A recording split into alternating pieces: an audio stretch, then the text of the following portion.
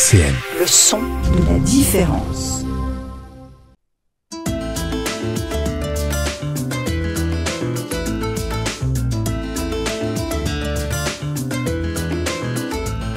Les masques tombent sur RCN. Bonjour amis auditeurs de RCN, la radio du plateau de Haye sur 90.7 et sur Radio Player.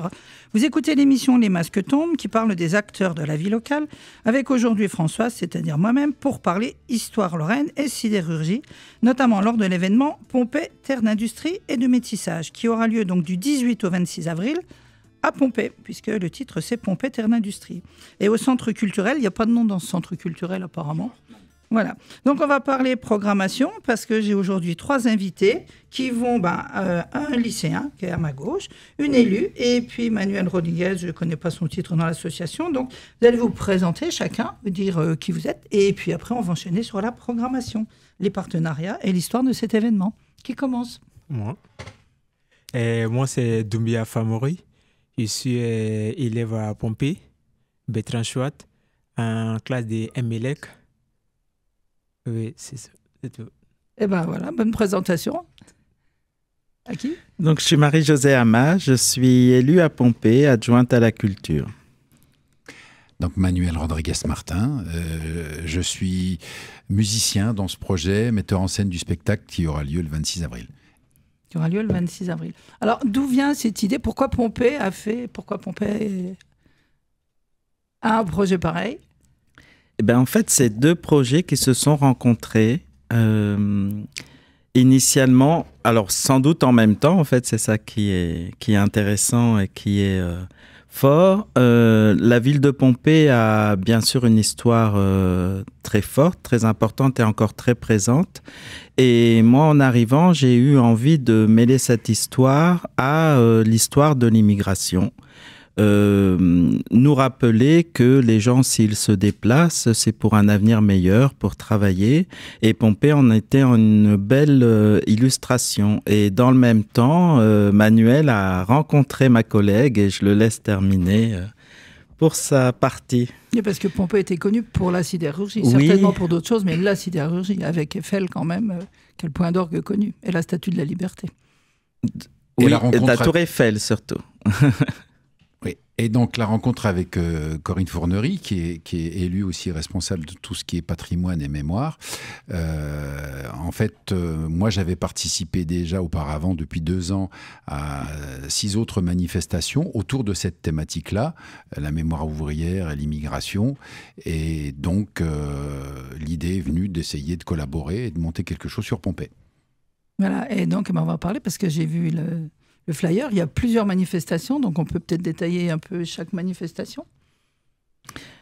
Alors, on va commencer le 18 avril par une belle exposition qui est collective puisqu'il y aura Claire Bravy qui a déjà exposé, qui commence à être connue, même si ce n'est pas son premier métier, elle est fort talentueuse.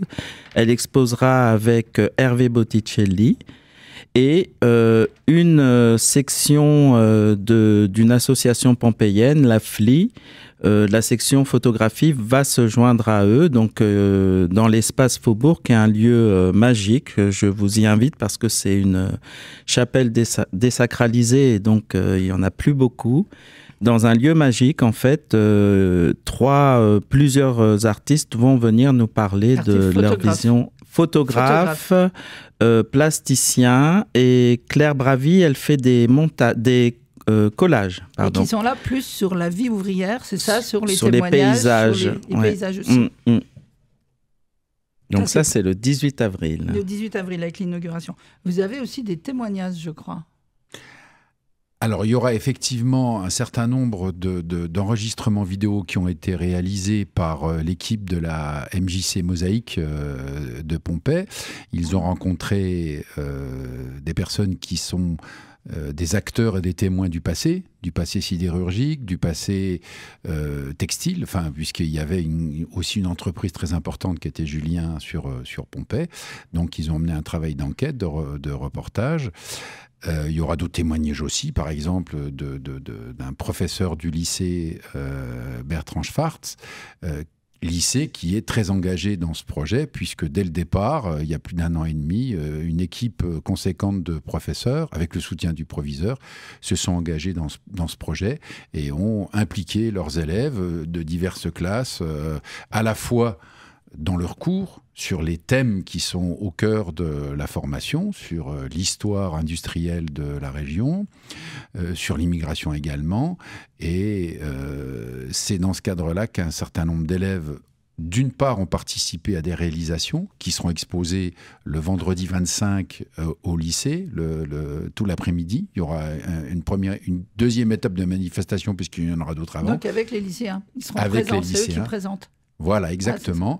Et un certain nombre d'entre eux vont aussi participer à la première partie, le lendemain, le samedi 26, au spectacle, puisqu'ils ont travaillé avec un prof. Et donc Famori fait partie de ces gens-là. Vous faites partie de quelles organisations alors? Desquelles? Le groupe, c'est Rock and Roll. Le groupe de musique. Le groupe de musique, c'est ce qu'on a créé cette année. Et vous faites aussi partie des témoignages, de la traduction des témoignages du samedi après-midi? Non, je ne ferai pas partie. Non, voilà, mais c'est petites mains partout, tout le temps présent. Ouais, je donne juste un coup de main à l'équipe.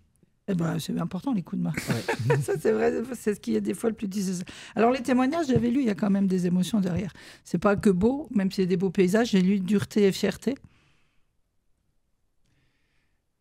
Il y aura effectivement parmi les témoins des gens qui ont travaillé aux aciéries de Pompey, d'une part, qui sont témoins à la fois de ce qui a été le cœur de cette activité-là, une activité d'abord de création. Hein, on a toujours un peu tendance à parler du travail ouvrier, surtout dans la sidérurgie, en portant un regard un peu sur la difficulté de ce travail-là. Certes, c'est vrai, en tous les cas, il y aura sans aucun doute dans ces témoignages-là, c'est la présence de ces dimensions-là, mais également, les témoignages sont aussi le signe de quelque chose d'autre, qui était la production de richesse de ces femmes, de ces hommes. Il y avait des femmes aussi dans les usines de sidérurgie. Il y avait aussi, alors elles n'étaient pas dans les ateliers, évidemment, mais il y en avait. Elles faisaient partie de la vie de la ville, en fait. Elles étaient soit dans les usines de textile, soit dans les commerces, soit elles s'occupaient des enfants. Donc l'usine n'a pu fonctionner que parce qu'il y avait aussi des femmes en arrière-plan. Elles sont toujours un peu invisibilisées, mais elles sont présentes et rien ne fonctionnerait sans elles. Donc c'est aussi ça, la MJC a souhaité aussi mettre ces femmes en avant parce que c'est vrai qu'elles ont contribué très largement à la prospérité de Pompée. Je crois que ça n'a pas changé. Les femmes sont invisibles, mais toujours porteuses de tout, quoi. Enfin, c'est pas un scoop.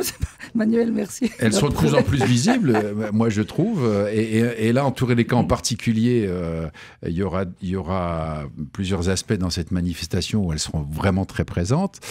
Et il y aura certaines femmes qui seront dans les témoignages vidéo. Mais dans la partie artistique et musicale, on aura la chance d'avoir un chœur mixte féminin de la chorale de l'école de musique de Pompey, d'une part, d'un certain nombre d'enseignantes et de personnel du lycée, toujours des femmes, et d'une petite équipe de femmes qui sont à la MJC Mosaïque.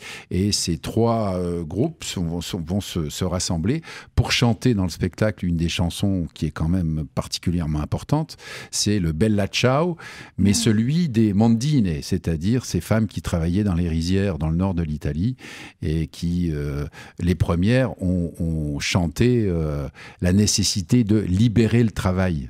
Ça a été une chanson, effectivement, il faut étudier le parcours de cette chanson. Elle n'est pas aussi simple que ce qu'on la véhicule maintenant. Mais c'est vrai que les femmes ont chanté. Et alors, elles chantent, elles vont chanter à part Bella Ciao. C'est quoi le répertoire ? Alors, le répertoire du spectacle, il est essentiellement axé sur les chansons de Bernard Lavilliers, qui a su et qui continue à célébrer à la fois le peuple dans sa grande diversité, le travail, évidemment, avec cette chanson magnifique qui est Les Mains d'Or. Et puis également ces chansons qui rendent hommage à ceux qui voyagent à travers la planète, à la fois pour vivre une vie meilleure et puis pour combattre les injustices. C'est souvent aussi ce qu'il y a dans ces chansons. Oui, bah, ça c'est Lavilliers, effectivement, mais je crois que, dans ce que j'ai perçu, à travers du festival, je sais pas, de la manifestation, du festival, je sais pas comment vous le baptisez, il y a tout cet engagement qui va ressortir. C'est pas que beau, même si ça va être beau, mais c'est pas que beau. Certainement pas. C'est bien sûr, mais l'engagement est beau, c'est ça qui va être touchant. Oui. Voilà. Quand je parlais de paysage, c'était vraiment la beauté brute en fait des usines à Pompée. L'usine a été complètement rasée, donc ce paysage n'existe plus, contrairement au PIO. Et c'est vrai que il n'y a plus rien du tout. Non, l'usine a complètement été détruite. Il reste quelques vestiges, mais et ça a été un pari qui n'a pas été facile à tenir. Hein. J'étais pas encore sur le bassin, mais notre maire Laurent Troglic en parle beaucoup. L'usine a été rasée pour construire des usines plutôt de secondaire, donc chimie, industrie, pour que les emplois soient sauvegardés sur le bassin. Donc ça a eu un coût patrimonial, mais ça a fait que des gens ont pu rester sur le bassin pour pouvoir travailler. C'est ce qu'on appelle le pôle Eiffel, c'est ça? Tout à fait. C'est un des plus gros pôles de la région d'ailleurs. Je passe à côté avec indifférence. Voilà, c'est tout à fait ça. C'était la place de l'usine auparavant. Et les petits restes, vous avez pu les voir, vous? Enfin, Maury, vous avez pu voir s'il y avait des petits restes? Vous avez été sur le site? Oui, on a été sur le site. On a vu les appareils qui étaient là-bas, qui ne fonctionnent plus. Et on nous a expliqué un peu comment ça fonctionnait. Oui, c'est tout. Oui, parce que c'était des métiers de feu et de fer, j'ai lu. Alors, on a aussi des sidérurgistes, on a l'impression que manipulent du fer. Et finalement, ça demande des compétences. Enfin, on ne s'improvise pas sidérurgiste au feu, quoi. Oui, non seulement on ne s'improvise pas, donc il y avait effectivement des dispositifs de formation très importants sur plusieurs décennies. Et effectivement, comme disait Marie-Josée, il y a eu la disparition des installations. Pour autant, la question de la transmission du patrimoine, elle est toujours d'actualité. C'est-à-dire que ce qui a été vécu par les hommes et les femmes qui ont vécu cette période-là, ce que ça leur a apporté comme expérience, comme richesse, eh bien l'enjeu c'était précisément de contribuer, ça s'est déjà fait à Pompée, il y a eu il y a quelques années un spectacle qui avait été monté par la population, mais la transmission reste toujours d'actualité, elle est toujours à remettre sur le métier, si je puis dire. C'est-à-dire que est-ce que les parents, est-ce que les grands-parents transmettent, c'est-à-dire racontent, parlent de ce qu'ils ont vécu, de ce qu'étaient leurs conditions de vie, de trajectoire, hein, pour ceux qui sont venus, parce que l'immigration est quand même une histoire quasiment séculaire sur le secteur. Hein. Je veux dire, les premiers qui sont venus, c'est bien les Croates, les Serbes, les Italiens, les Portugais, les Maghrébins, enfin voilà, et ça continue. Et ça continue, effectivement. On va passer sur une chanson qui s'appelle, alors pas les mains d'or, j'avais hésité, mais le chiffon rouge, parce que Pompée, c'est aussi un endroit de lutte. Et puis je dis, c'est quand même l'enterrement de ma grand-mère et mon mariage que cette chanson, donc je me suis fait plaisir au passage. RCN, les masques tombent. Eh bien, on va poursuivre avec qu'en pensent les élus. Alors, déjà, j'aimerais rebondir sur ce qu'a dit Manuel et sur l'histoire et la transmission, l'importance de la transmission. Effectivement, la transmission, ça permet aux personnes qui l'ont vécu déjà de retrouver une certaine des souvenirs qui sont souvent bons. Retrouver parfois une dignité, parce que le monde ouvrier, on le sait, a été laminé ces dernières années, il n'est plus au centre de notre société, et aussi permettre aux générations les plus jeunes de savoir d'où elles viennent, même si elles n'auront pas la même vie que leurs parents, mais aussi savoir qu'à un moment donné, leur trajectoire a été glorieuse. C'est vraiment important parce qu'on se rend compte que aujourd'hui, au lycée Bertrand Schwartz, on prépare des futurs, alors de moins en moins industriels, en fait, ils sont plus dans des sections commerciales, mais ce sont des jeunes à qui ont le lycée pro a peut-être un peu du mal aujourd'hui à trouver la fierté, en tout cas, n'est pas assez valorisée, à mon avis, par la société et par rapport aux sections générales. Qu'est-ce qu'il y a comme formation au lycée pro? Alors, il va nous le dire, mais il y a commerce. Qu'est-ce qu'il y a comme formation? Il y a le commerce, il y a l'électricité, la logistique, logistique aussi, important. oui. Ah, il n'y a pas fonderie, soudure qui aurait Non, pu ça c'est fini. C'est fini. Par contre, logistique, ce qui est devenu les ouvriers d'aujourd'hui, est très reconnu. Le lycée est très reconnu pour cette section-là. Ah bah c'est une belle fierté. En plus, j'ai appris donc succinctement Bertrand Schwartz qui c'était. Moi, je connaissais pas, donc c'est quand même celui qui s'est rendu compte que dans les écoles, on était un peu théorique et qu'on laissait des gens sur le bord de la route et qui s'est battu pour l'insertion, la validation des acquis, la formation, qui a contribué à la formation des ouvriers qui avaient été abandonnés de leurs épouses. Enfin voilà, c'est un grand nom dans l'histoire et donc on peut être fier d'avoir un lycée qui porte ce nom, je trouve. Et merci de le rappeler. Ah oui, non, mais je le sais de ce matin, c'est récent. Important aussi, on le dit quand on parle de transmission, on parle d'histoire et on a le bonheur et vraiment l'honneur d'accueillir le 22 avril Gérard Noiriel et sa compagne de scène Martine Derrier. Ils vont venir pour une conférence gesticulée, c'est-à-dire partir du prétexte des prénoms de par le monde pour arriver à l'histoire de ces prénoms, qu'est-ce qu'il y a derrière, j'en dis pas trop pour ne pas déflorer la conférence gesticulée. La conférence gesticulée, donc ils viendront. Alors Gérard Noiriel, je suis très ému parce que c'est un historien justement qui travaille sur ces sujets-là pour montrer qu'il y a une importance de le faire, de transmettre et c'est un historien que j'ai étudié dans mes études pas loin d'ici à l'IRTS, donc c'est vraiment un grand honneur pour moi de l'accueillir. Et il sera présent à 13h30 pour les lycéens qui viendront en nombre parce qu'ils seront plus de 70 malgré la période d'examen, etc. Donc pour les lycéens à 13h30 et pour le grand public, et là j'insiste, donc c'est ouvert à toutes et à tous à 20h au centre socio-culturel Hartmann de Pompée.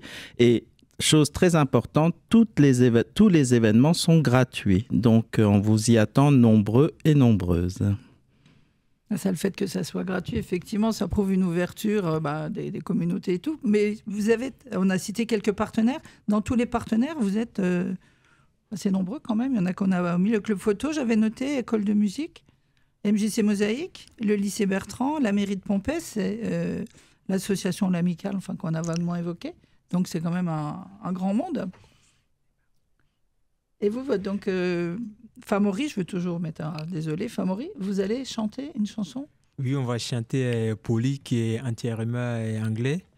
Et après, on va chanter Né quelque part, qui parle de l'égalité, qui dit qu'on est tous égaux. Peu importe là où tu vas être né, on est tous égaux.